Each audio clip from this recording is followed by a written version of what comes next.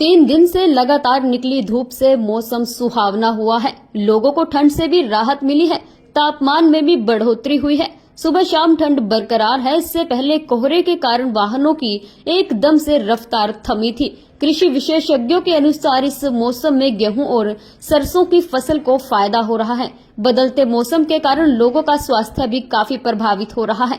धूप निकलने के बाद से लोगों ने भी गर्म कपड़ों को डालना बंद कर दिया है। इससे लापरवाही के कारण स्वास्थ्य पर विपरीत असर पड़ सकता है। जिला अस्पताल में खांसी, जुकाम व बुखार के मरीजों की संख्या भी बढ़ रही है। चिकित्सकों द्वारा मौसम बदलाव में एहतियात बरतने की सलाह दी जा रही है।